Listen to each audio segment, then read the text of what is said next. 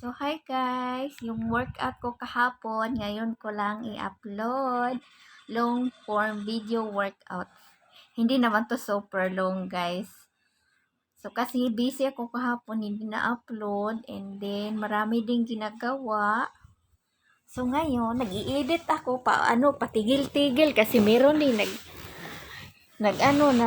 nakipag-usap, may tumatawag, nakakainis, oy, nakaka-istorbo, hindi ka makapokus sa ginagawa mo. So anyway guys, disclaimer sa mga taong hindi gusto ang video na to, please skip the video and maghanap kayo ng video gusto nyong panoorin. At hindi ko po kayo pinipilit manood sa aking ginagawa. Sa tao lang gustong manood at saka shout out sa mga bago kong followers. Hello, hello sa inyo. And thank you sa mga nag-engage. So, alam nyo na guys, nag-engage din ako sa inyo, sa mga bagong followers at sa mga old followers ko na dumadaan kayo sa aking wall, pinapanood ko kayo. So, hindi yan nawawala basta nasa cellphone, nakatunganga si Cordapia. Kahit hindi kayo magbalik sa akin, okay lang. Wala namang sapilitan, alright? So, ang workout na to guys is paliitin natin ang ating mga legs. O, sige. Magpaliit tayo ng legs at saka siyempre sa ating waistline. Hindi talaga mawala-wala yung kalakihan sa aking waistline guys kasi ang lakas-lakas ko kumain lalo na pag masarap. So anyway, magka-count pa rin tayo kung nag-workout ka katulad ko, magka-count pa rin kayo ng 1 minute. Depende sa inyo kung ilan yung kaya nyo.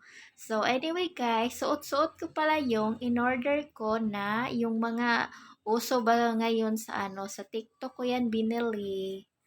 So, small yan guys, pero super pa siya sa akin.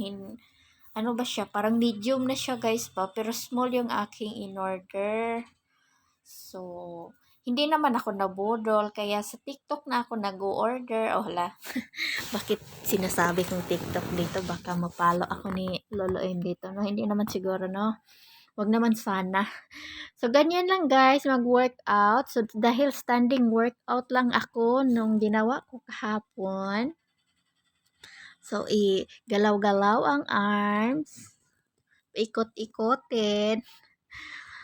Kayo na bahala guys kung ano yung workout na gusto nyo kasi marami namang workout na pwedeng gawin. Huwag nyo akong gayahin kung ano yung ginagawa ko. Basta kayo nang bahala kung ano yung gusto nyong gagawin sa workout. Kasi kanya-kanya naman tayo ng gusto ng step sa workout.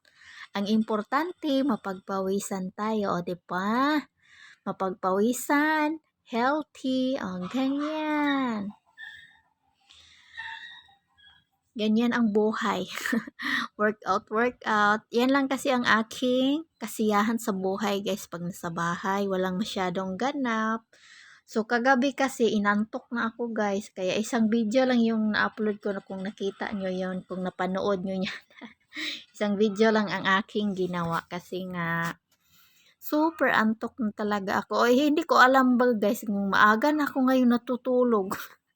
Nung last month, parang hindi pa masyadong maaga, mag 9 to 10, super antok na talaga ako, para akong buntis.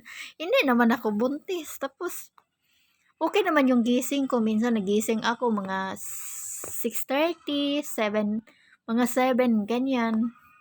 Gising na ako sa umaga.